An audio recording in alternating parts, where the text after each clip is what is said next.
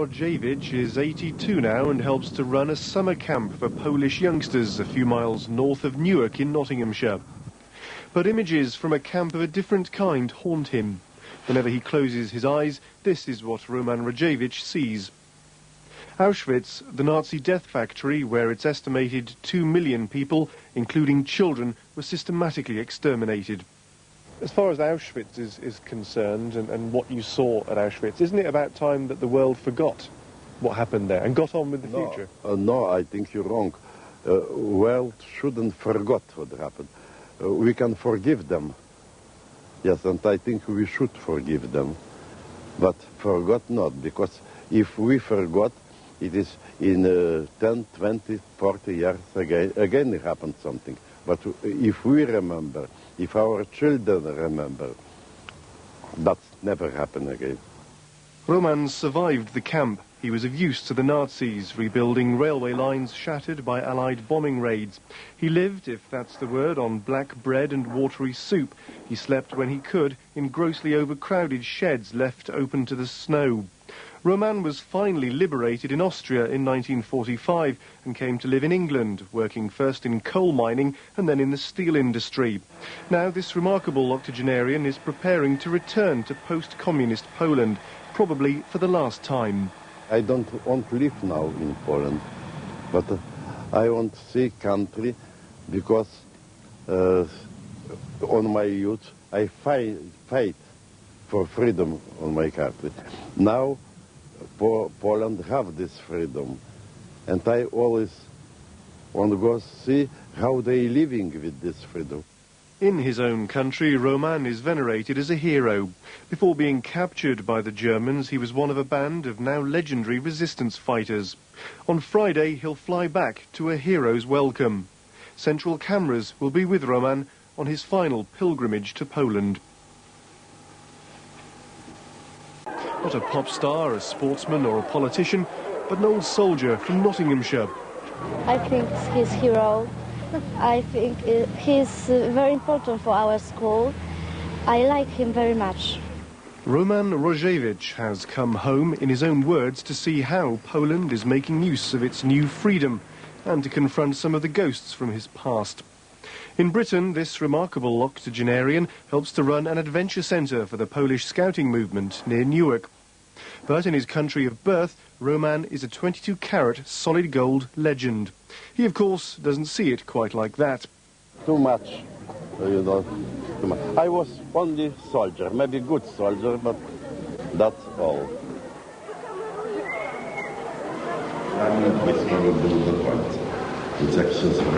In the school hall, Roman Rodziewicz tells his story as the children listen in silence.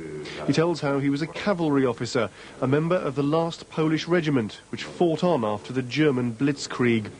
On horseback and armed with just pistols and sabres, 150 men took to the forest to conduct a guerrilla war against the occupying German army. Their leader was Major Henryk Dobrzański, who died in a Nazi ambush in 1940.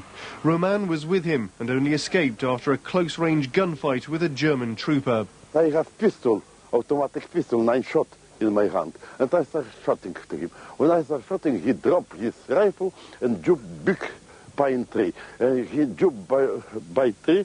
When I was from other side, when he see I running, he coming to this side all time. I only turned my head, I was something like that.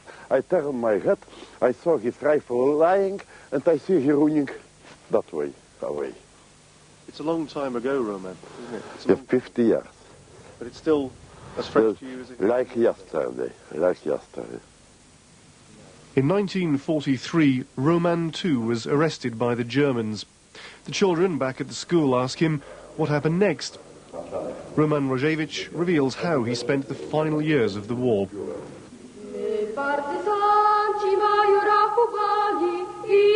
All this place, not only war, but Auschwitz, covered with yellow, stinking smoke. And if you never feel how human flesh smells, when you come in this place, you say, I don't know why, but no, it is human flesh. In tomorrow's programme, we return with Roman to the death camps. naszych miast, za braci naszych krew, szarpajmy wrogów ciała.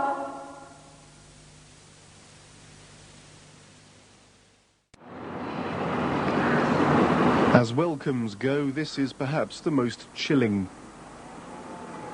Before the Germans blitzkrieged their way across Poland, these curiously elegant blocks acted as barracks for soldiers of the Polish army. The Nazis found a new use for them.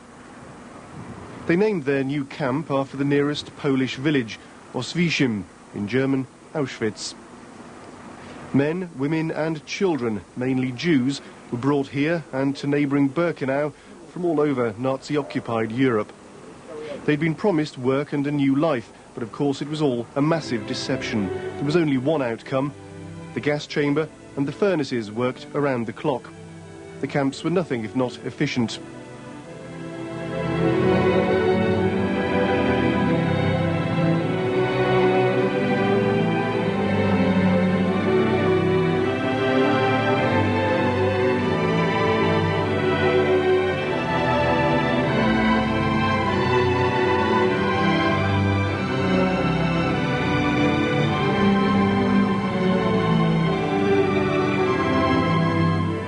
With memories like this, why did you want to come back? That's a difficult question and more difficult answer. When I left after war, concentration camp, I tell myself I never want to see this bloody place. But time passing, when I start thinking about my friend who died in this camp, you know, this or other camp, they was with me. They suffer exactly like I suffer. You know, I think by coming, I showing to them, if they can see from other side, my respect, my love to them, no, everything like that. But love and respect were in short supply at Auschwitz. At this spot alone, it's estimated 20,000 Poles were put to death by firing squad. The windows were boarded up to prevent women prisoners in the adjoining experimentation blocks seeing the bloodshed, a curious flash of compassion. In this place, I don't know exactly, but I think I lost two very dear my friends. They from last Polish regiment, from Hubel regiment, both lieutenant. One called Modek Ilin, another Leon Golko. Gestapo arrested them in June 1940, and in end of August or start September, their family in Warsaw received not, they died for pneumonia. But of course, every death they put pneumonia or something, or angina or something like that. But they mostly died here under this wall.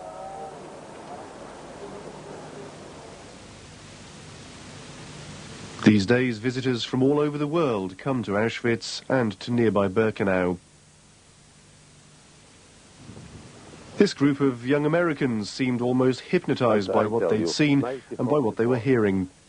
From April was lovely weather, lovely. And we never see blue sky, because here was 5 chimney, no crematorium, gas camera, and a big hole, something 40 meters long, 8 or 6 meters wide, 4 meters deep. They could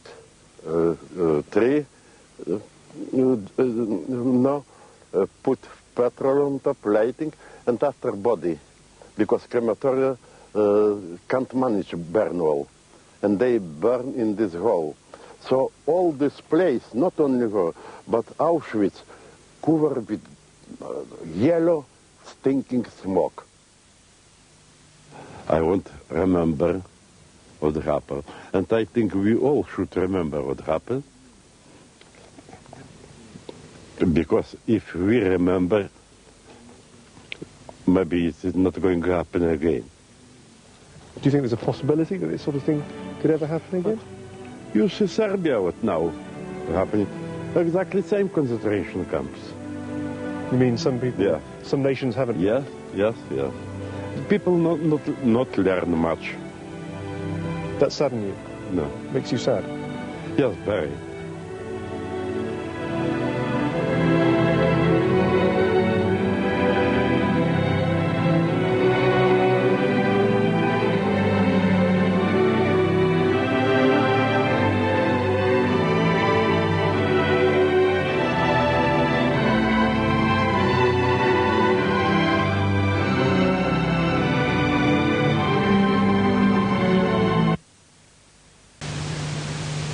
Za gruzy naszych miast, za braci naszych krew, szarpajmy wrogów ciała. Niech zginie szwedzki flag, odpowie na nasz zew, powstając Polska cała.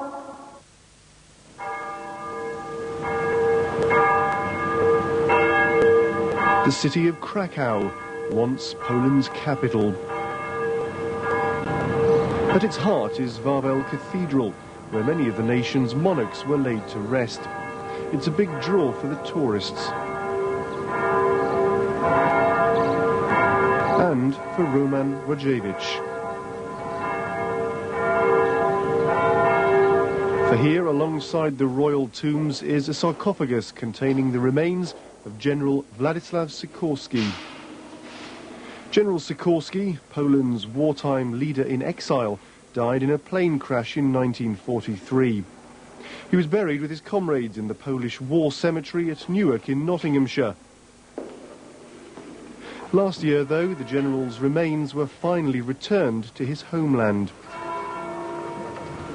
It upset many Poles living abroad, Rodziewicz among them.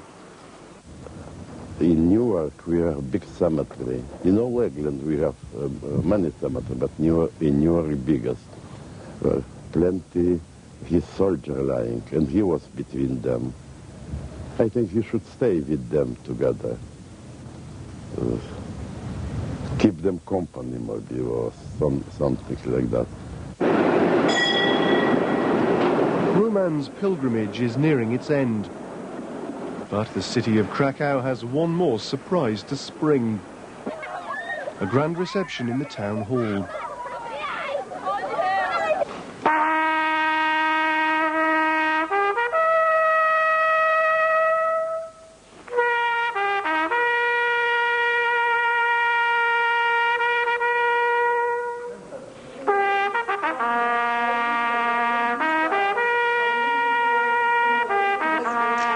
The high point comes when the president of Krakow hands Rodziewicz an engraved cavalryman's sabre in recognition of his bravery and patriotism.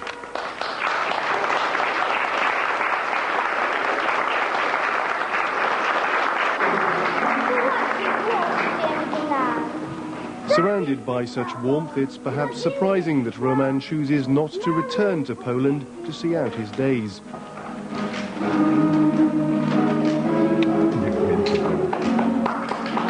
It's a question he's often asked. It makes me want to visit Poland. Come back is too late. I live in Poland exactly 23 years. And in England I live nearly 50 years now. So when I come visit, like I tell, I feel very humble, I feel very small. But after 2-3 days, week 2, I feel I'm missing something. And I want again come back to England. Roman has now returned to England, his adopted country, with some brighter memories to pit against the darker recollections of the death camps. He can't forget the past and finds it difficult to contemplate forgiveness. But he says the children he met on his pilgrimage have lifted his spirits. I love the children, especially children who was educated and very good in Polish history. They know maybe a bit better than I know. And I was impressed with their enthusiasm and love to our country.